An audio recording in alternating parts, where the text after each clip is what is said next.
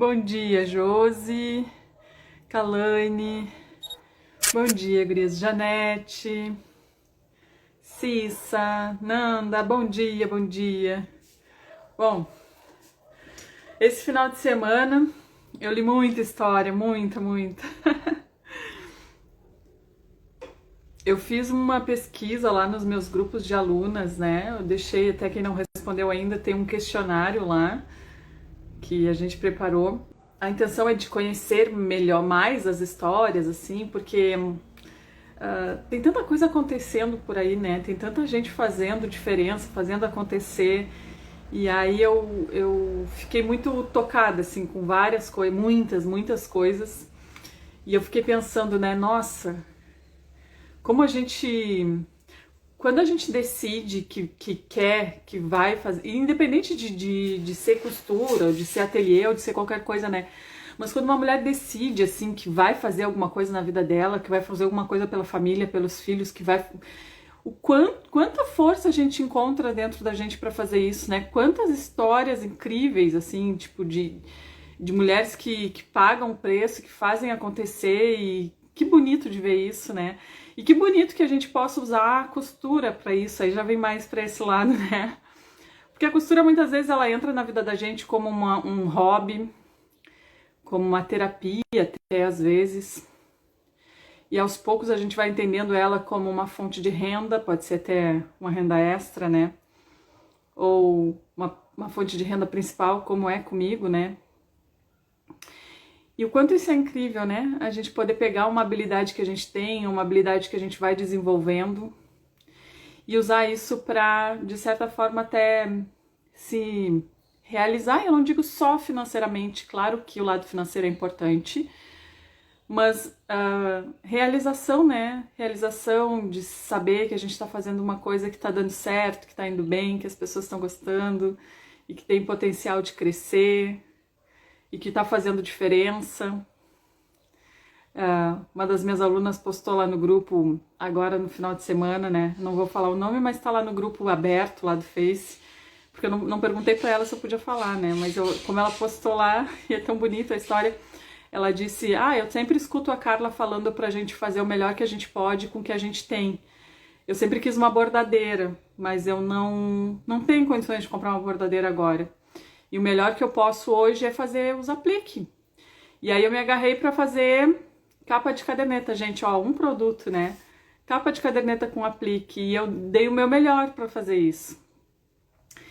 E ela tem o emprego dela, costura é uma fonte de renda extra. E ela disse, eu tô fazendo, eu sempre tenho capa, tô com a agenda lotada de capa de caderneta para fazer, faço com aplique, porque eu não tenho condições de comprar uma bordadeira agora. Quando me pedem alguma coisa junto, eu vendo o porta-fraldas como kit. E há pouco tempo, poucos meses, 3 meses, ela conseguiu sair de um relacionamento abusivo, né? E tá dando conta de fazer um dinheiro extra, de bancar as filhas, né? Olha, gente, o quanto isso é... Eu não sei se vocês conseguem, se vocês enxergam isso do mesmo jeito que eu, mas o quanto isso é impressionante, né? Uma atividade que a gente pode fazer dentro da casa da gente, com uma habilidade que a gente já tem ou com uma habilidade que a gente pode desenvolver. Ó, as gurias que viram lá o relato dela, né? Uma habilidade que a gente tem, uma habilidade que a gente pode desenvolver. E isso tem um peso tão grande, gente. Sabe o que é sair de um relacionamento abusivo, assim, poder dizer, não, eu vou dar conta, eu vou bancar porque eu não vou ficar vivendo isso, sabe? E é ter dentro de casa o recurso para fazer diferença, né, na vida. Só o salário dela talvez não fosse ser suficiente e ela tá lá dando conta, assim, né, ai, olha, eu fico até emocionada. Vocês viram, né? Gente, a gente tem assim, ó, que se agarrar. A gente tem que parar de olhar um pouco pro negativo, sabe? É tanta gente dizendo tanta coisa, é tanta gente dizendo, várias de vocês viram lá também, que legal. É tanta gente dizendo tanta coisa negativa, assim, tanta gente pra tentar fazer a gente desistir, é tanta gente que não acredita, né? A gente tem que olhar pro lado onde as histórias estão acontecendo.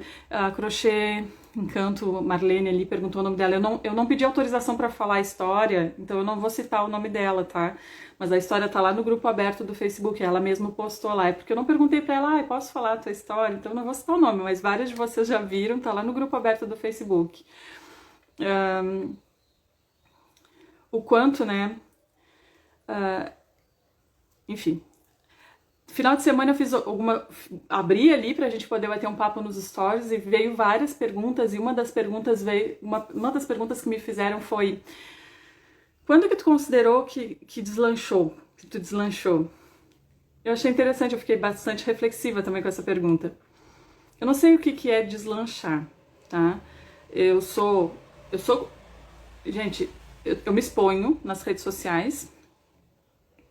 A Ciselda, talvez os clientes nem vão querer bordados porque os apliques delas são lindos, né?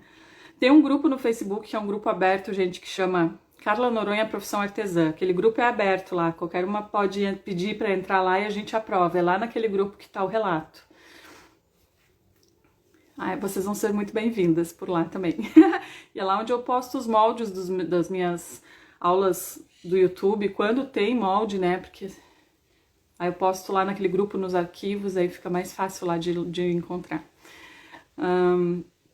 Uma das perguntas que me fizeram foi quando eu considerei que eu deslanchei, né? Quanto tempo eu levei para deslanchar, alguma coisa assim. Claro, é o que eu tava falando, né? A gente se expõe nas redes sociais, faço esse trabalho com vocês aqui, de falar sobre a minha trajetória dentro do artesanato, sobre as coisas que aconteceram e abordo também, ensino, né, algumas peças que realmente fizeram diferença no meu ateliê. Mas eu ainda sou um peixe pequeno, assim, não posso considerar que eu deslanchei, assim, que eu sou uma artesã conhecidíssima. Não sou, tá? Eu sou muito satisfeita com vocês que me seguem, até porque é o seguinte, né? Eu até preciso melhorar isso. As pessoas que me seguem chegaram em mim pelo meu conteúdo, né? Porque se identificam com as coisas que eu falo e tal. Pouco eu peço para vocês compartilharem, né? Vou ter que criar esse hábito de convidar vocês para convidar algumas amigas aí para vir assistir a live, porque mais pessoas, né, podem ficar sabendo, conversando com a gente aqui, batendo esse papo com a gente. Sim. Será que foi tu, Marisa, que fez essa pergunta? Eu não me lembro lá do nome, mas de dar certo de fato, e eu tava elaborando aqui a resposta. Eu considero, assim, que o meu ponto alto, assim, foi quando eu pude me desvencilhar de um relacionamento abusivo e dar conta de sustentar minha casa e meus filhos só costurando, entendeu? Aquele momento foi o ponto alto, assim, de tudo que eu já fiz em relação ao meu negócio. Eu não considero que ser conhecida nas redes sociais seja o ponto alto. Eu acho que eu ainda tenho muito para trabalhar em relação a isso. Mas o ponto alto foi eu poder ter pego meu filho e minha filha, minha máquina de costura, a Brother e a de costura e a de bordar, que era o que eu tinha. Saí, né, fui meio que ficar escondida no interior e mesmo assim dar conta, sabe? Dar conta com o meu trabalho de sustentar minha casa, de pagar meu aluguel, de não deixar faltar nada para os meus filhos, enfim, e depois daquilo ali, foi tudo que eu tô conquistando é fruto do meu trabalho. Sabe, não teve ninguém que colocou dinheiro de fora, foi tudo assim, eu trabalhando, fazendo as minhas costuras, vendendo, entendendo o negócio aos poucos, crescendo, né, trabalhando com metas, cuidando da parte financeira, criando estratégias, sabendo, né, me planejando para fazer os investimentos, definindo o que era prioridade, né, para eu poder ir desenvolvendo esse trabalho e crescendo. Então eu considero que o meu grande ponto alto em toda a minha trajetória foi isso, né? Não é de maneira alguma assim, acho que nada do que eu viver daqui pra frente vai se comparar a essa realização de eu ter saído de um relacionamento abusivo e ter dado a volta. A gente tá falando de 4 anos, foi em março de 2017 que isso aconteceu. E, 4 anos, né? Não é um período de tempo muito grande. Mas... deixa eu ver o que vocês estão falando aqui. Mas foi a costura, né? Foi saber costurar. Foi ter uma máquina de costura em casa que me proporcionou isso. E o quanto isso é incrível, né? A gente pode, gente. Quando a gente enfia na cabeça, Acho que o ponto mais difícil é enfiar na cabeça.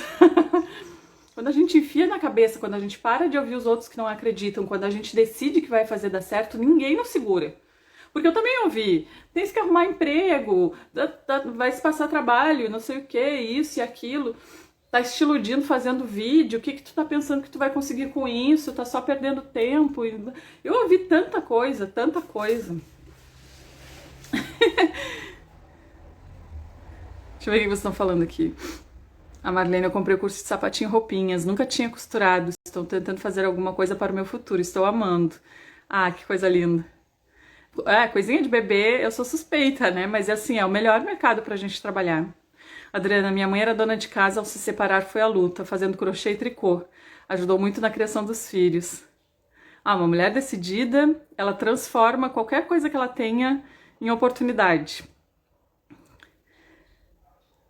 Meu sonho maternidade, sonho meu maternidade, bom dia. Sonho meu maternidade aqui. Fala um pouco sobre Mercado Livre. Deve ter algum canal deles no YouTube com videozinhos bem práticos de passo a passo. Eu não vendo pelo Mercado Livre, então talvez eu não vá ser a melhor pessoa para indicar, sabe? Costurinhas da Marisa. Meu maior desafio é que se eu criar conteúdo, vou agregar costureiras e não mães para vender meu produto. Não, tá? Não necessariamente. Tu vai agregar costureiras se tu ensinar a fazer os produtos. E tu não vai ensinar para mães a fazer os produtos. Tu vai falar dos produtos e como que ela usa o produto com o bebê ou como que ela usa o produto lá no dia a dia dela. Tu não vai ensinar essa mãe a fazer o produto de fato. E as artesãs, as costureiras, elas estão atrás de pessoas que estão ensinando a fazer o produto porque elas querem fazer o produto também para poder vender. Então, sabe por que acontece isso, Marisa? Porque a gente olha só para o mercado artesanal. A gente busca referências só no mercado artesanal. E eu e outras pessoas que estamos fazendo conteúdo para artesãs, a gente vai ter uma comunicação para falar com artesãs. Então, acaba que perde um pouco a referência de como falar com as mães, porque tu tá olhando muito pro mercado artesanal. E isso não acontece só com o produto de maternidade, tá? Às vezes a gente vai falar com a cliente, já entendi, eu tenho que falar do produto para a cliente como ela vai usar. Tirar essa como chama assim quando a pessoa nos... Ah, esqueci a palavra. Mas tirar, né, um pouco o foco dessa comunicação com outras artesãs ou com outras costureiras e olhar para o cliente. E aí falar do produto para o cliente final. E aí a gente vai falar e fala, um viés, não sei o que, de acabamento, ou uma entretela, não sei o que. Cara, o cliente não sabe isso. A mãezinha lá que tá montando o enxoval, se tu tem que falar com ela, o acabamento, papapá, ela não sabe o que é um viés, ela não sabe o que é um vivo, ela não sabe o que é uma entretela, ela não sabe essas coisas. E muitas vezes a gente vai falar do produto e usa esses termos que são técnicos, que são da profissão, mas a gente perde a referência do que dizer porque a gente passa o dia inteiro ouvindo outras artesãs que falam com artesãs. Então a gente tem que separar um pouco esse tipo de comunicação, sabe? Se voltar ou procurar referências que estejam falando direto com mães. Existem muitas influencers que criam conteúdo para maternidade que são fora da área do artesanato. De repente começar a seguir um pouco mais essas pessoas para tu entender como que elas falam com as mães, sem a influência desse conteúdo mais voltado para artesãs ou para costureiras, entendeu? Porque daí tu vai saber o que falar pro teu público. Que acontece muito essa mistura, eu vejo muito isso. A pessoa quer criar conteúdo pra mãe, e aí, claro que assim, as clientes até gostam de ver um pouco de rotina de ateliê, mas aí vai 2 e 3 tá lá postando vídeo costurando.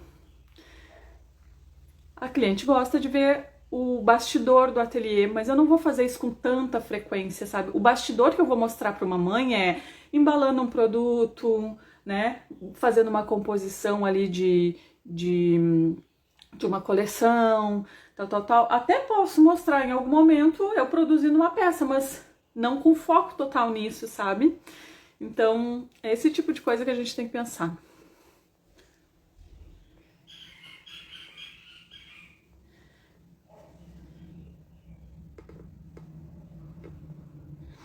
A recreativa, estou no processo, coloquei na cabeça e ninguém me segura agora, pois só cabe a mim isso, não aos outros. É isso, esse é o segredo, né?